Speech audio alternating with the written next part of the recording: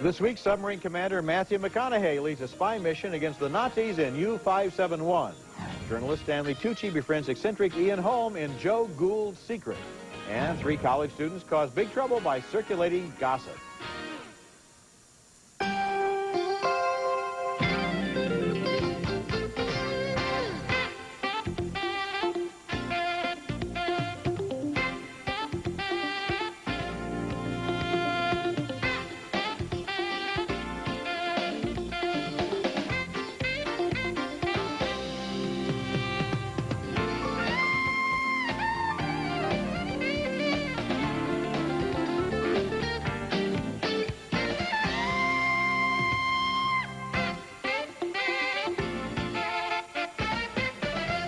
Sorry your liberty's been cut short, but our schedule's changed.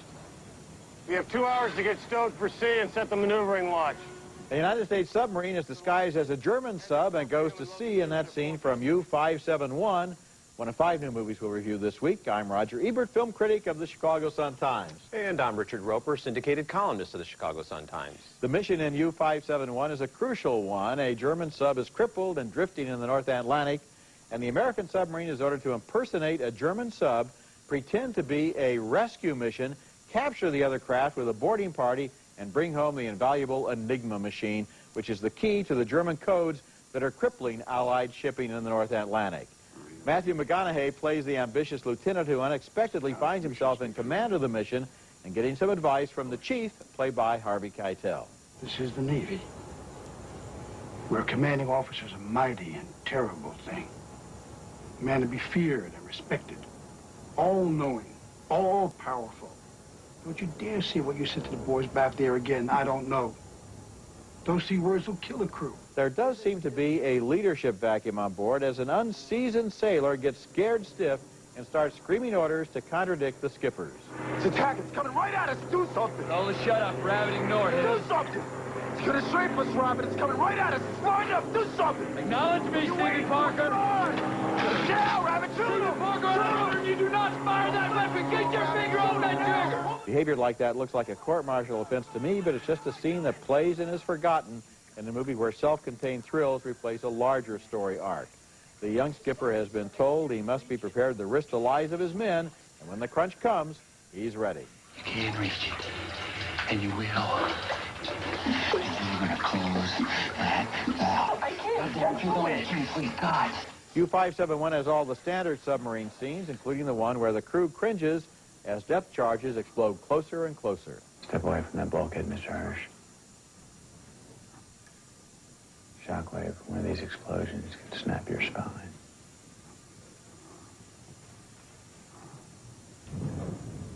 Chief, ever been depth charged? What's weird is that those charges are evenly spaced, but then when they get real close, all of a sudden there were dozens of them, like a string of firecrackers. That's because the movie would rather rock the audience with surround sound than involve them in a realistic plot. U-571 is like a pale shadow of 2 submarine movies that were a whole lot better, Das Boot and The Hunt for Red October. This movie only wants to be an action thriller and doesn't even do a good job of recreating a convincing ocean in the big studio water tank. As for the history involved, well, it was a British ship that grabbed an Enigma machine from a German submarine, not an American sub, but who cares about history? And Reuben Hurricane Carter was not on either one of these subs, right? Just if we're going to get historically accurate. My feeling is if a movie works, I'll forgive it a lot. Exactly. I just threw that in as a little bonus for our viewers. Yeah, and I'm with you on this one. I mean, I don't even know who half of these guys were on the submarine, and then they kill them off, and then some of them show up, and they're very sweaty all the time. And my favorite funny thing about this is when they think the German destroyer's getting close, they start whispering like this. Like in a golf tournament when the announcers are like 50 yards away and they don't want to disturb the putting. You know, I have a question. Remember when they say, look, we're submarine sailors, we're not a Marine fighting force, right? We're not a boarding party, and the Marine who's on board says, I'll train you. Yeah. Well, of course, there are no training scenes. No, but they got cool black leather jackets to wear. I don't think I ever saw the Marine again either.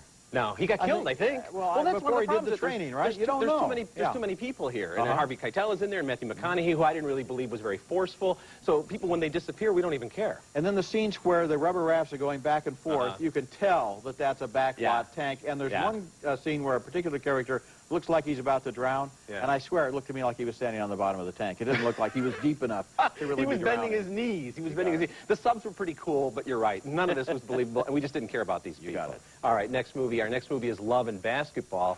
It's a savvy but warm-hearted sports romance about a young b-ball star and the complicated relationship he has with the girl who's literally next door. And you know what? This girl's got game, too. Omar Epps is hotshot point guard Quincy McCall, and Sana Lathan is Monica Wright, a talented but undisciplined star in her own right. Now here we see best friends Quincy and Monica recapping their senior prom dates. A little after you left, I told Shawnee it was time to go and drove her straight home. And after she told me I was the dumbest brother in the world, I took off. I was sitting in Jason's ride with him, and he was kissing on me and feeling on me, and it was really bugging me because I couldn't remember how many offensive boards I had in the championship. As a USC freshman, Monica shines in practice until her ego gets in the way. Monica!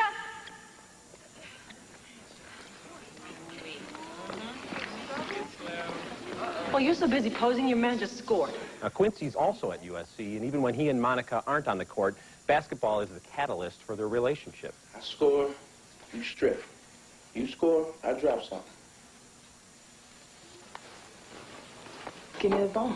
But Quincy's idyllic life is turned upside down when his father, a former NBA player, admits having affairs on the road. There's 100 girls waiting down in that lobby. Listen to me. And there's 20 more that make it past security onto your floor.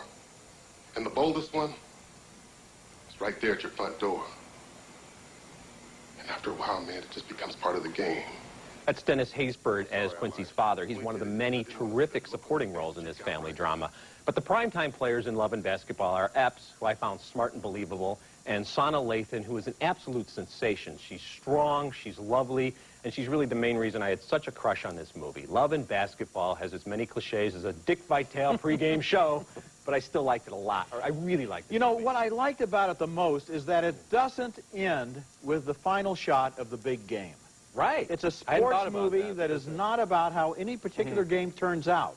It's about playing the game. Right. It's about practicing for the game. It's trying to run your private life while being a top athlete, whether male or female. It's about sports rather than about how the game turns out, and that's fresh. More compelling are the practice scenes. You don't usually see that. And this is probably the first movie that really looks at basketball from a woman player's point of view, not just, as I said, as a cheerleader or something like that. An important point. Sana Lathan is terrific in this movie, and it really is her story. It's not like the basketball star and his girlfriend. It's about the basketball star and her boyfriend, and I really I like that. And she can dribble between her legs and everything. She sure can. Coming up later in the show, a campus rumor has serious consequences in gossip. And coming up next, Stanley Tucci, Ian Holm, and Susan Sarandon star in Joe Gould's Secret.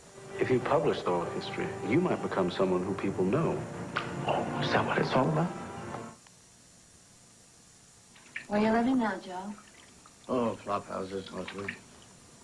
Thought you were at the Maison. Oh, no, I left it. Why? Number of reasons. But mostly, well, I just realized that I could not write a true account of the people of this city without being out amongst them.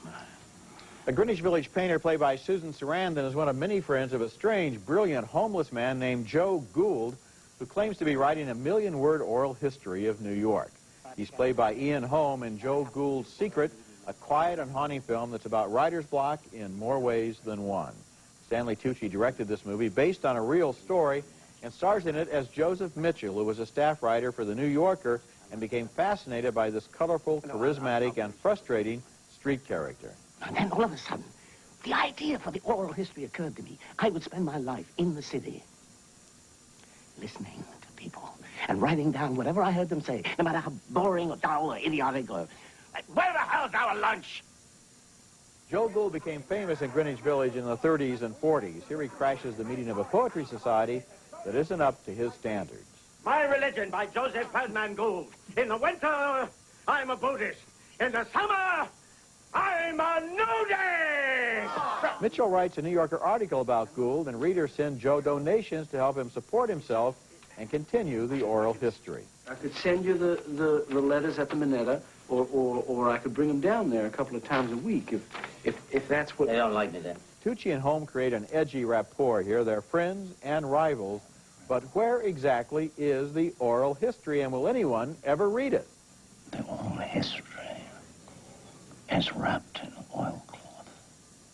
It's stored in a cellar on a duck and chicken farm in Long Island. The beautiful and sneaky thing about Joe Gould's secret is the way it pretends to be about Joe Gould when the real secret is hidden in plain sight all along and belongs to Joseph Mitchell. In a subtle and understated way, the stories of the two writers are more similar than you might think. And in a scene near the end of the movie, Mitchell describes his own new book, and it sounds a lot like Gould's. They say it's impossible to make a good movie about writing because it's all interior and there's nothing to see except some guy writing, but Joe Gould's secret shows us plenty if we know where to look. Well, it may be possible to make a good movie about writing. I don't think this is the one. I thought Joe Gould's secret was he's not very interesting.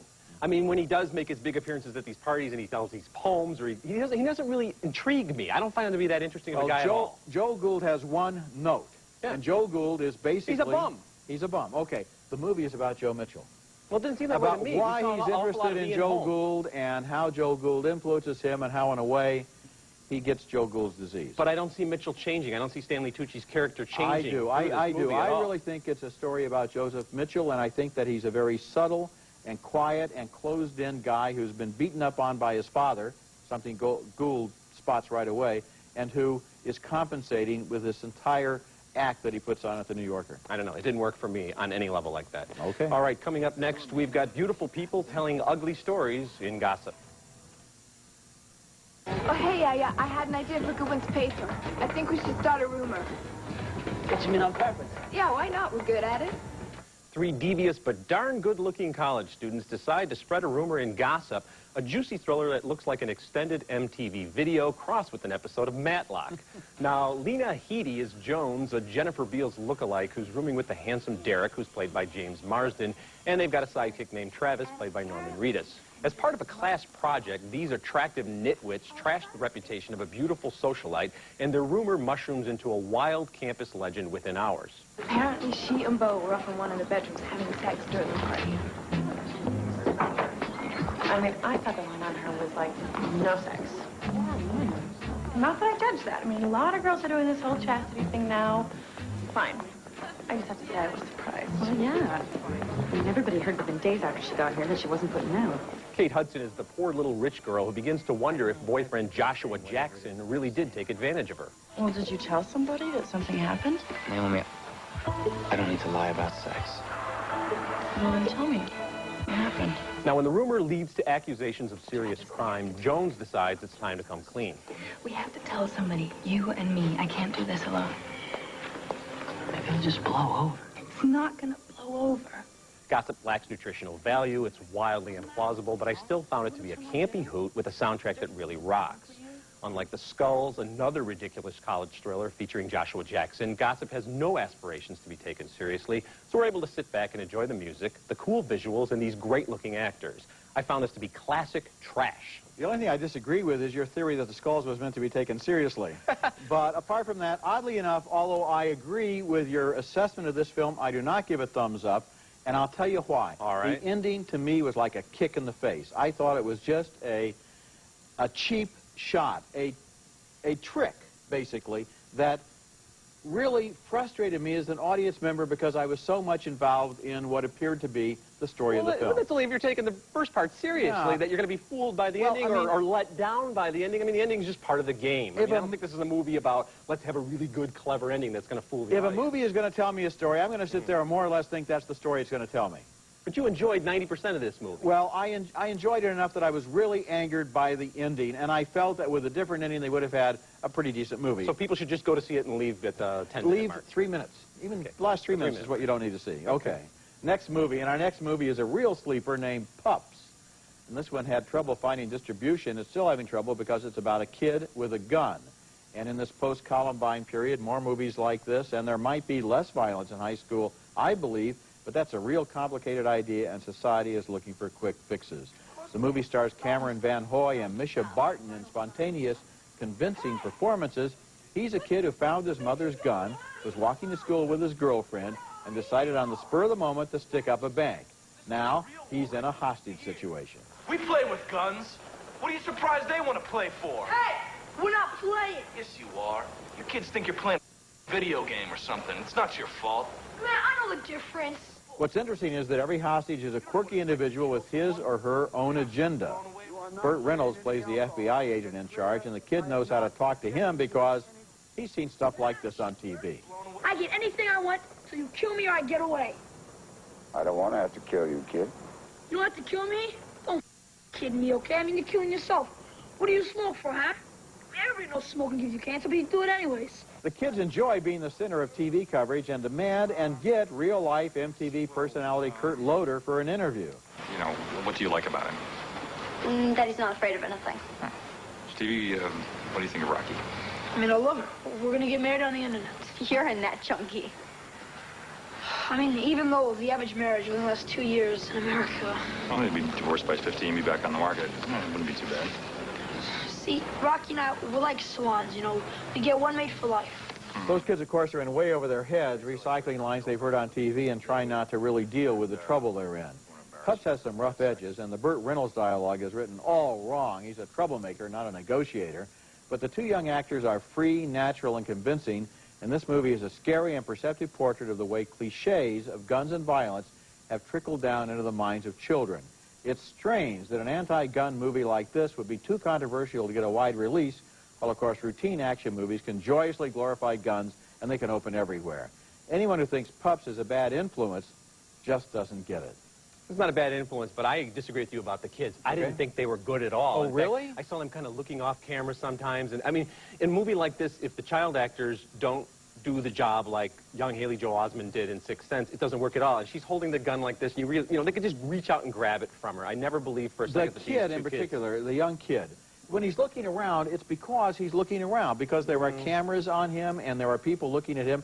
What I like is that they have long stretches of dialogue here. It's not like one line and then cut away. They're on screen for 30 seconds, a minute at a time. Which is why it didn't work for me. And this kid is really wild. He's making it up. He's walked into this bank. Now he's a bank robber. He doesn't know what to do next, but he's very verbal, and I really felt that was infectious. I thought he had one note. He screamed throughout the movie. No, he doesn't. I thought he did. No, he has some little talks with his girlfriend. Even then. Then it always escalates into a fight. Okay, when we come back, my video pick of the week is one of the best movies that got overlooked last year. Have you thought about getting a wife? Yeah.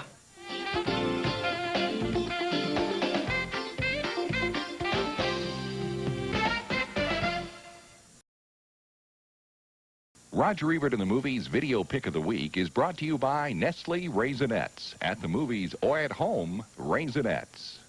My video pick this week opened briefly last fall, hardly seeming to make a ripple. It's called Mumford, and in its quiet and gentle way, it has some useful things to say about human nature. It's also funny and entertaining. The name of the movie is Mumford. It's set in a town named Mumford, and it's about a psychologist named Mumford who turns up one day and starts really paying attention to people's problems. He's played by Lauren Dean. I hope you don't think I want you to do this for free.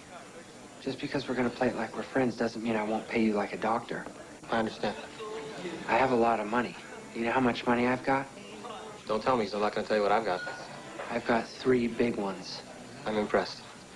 I couldn't make $3 million if I lived 3 lifetimes. No. I have $3 billion. That's Jason Lee as a guy embarrassed to go to a shrink's office. Mumford is encouraged in his practice by his landlady, played by Alfre Woodard, who thinks he has something, even if she doesn't know what. What makes you so popular? What's your secret? You like me. How come? Disgruntled patient Martin Short goes to the 2 other local therapists, played by David Paymer and Jane Addams, who are resentful because this new guy is getting all the work. A town this size has only so many head cases to go around. Well, what exactly would you have us do, Lionel? You protect your turf. You check this guy out. I smell a rat, I'm telling you. Mumford was written and directed by Lawrence Kasdan, whose films include the powerful Grand Canyon as well as classics like Body Heat. What's his message? Well, maybe the people need to listen more closely and hear what folks are really saying. In its quiet and sneaky way, Mumford is the kind of movie that doesn't merely make you feel good, it makes you feel better. And it's my video pick of the week.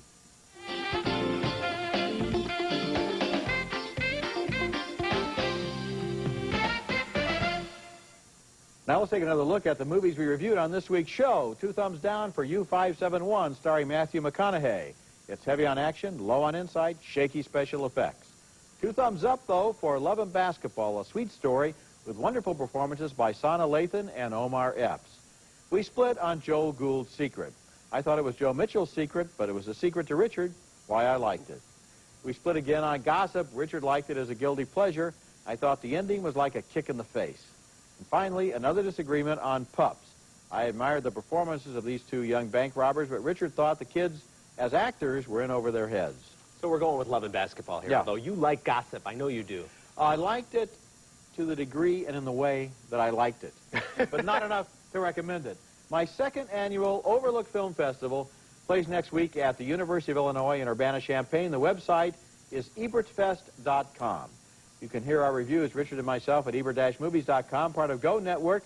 Next week, more new movies, including the supernatural thriller Frequency, starring Dennis Quaid and Jim Caviezel. Something we did changed the past. And also, Where the Heart Is, starring Natalie Portman and Ashley Judd. That's next week, and until then, the balcony is closed.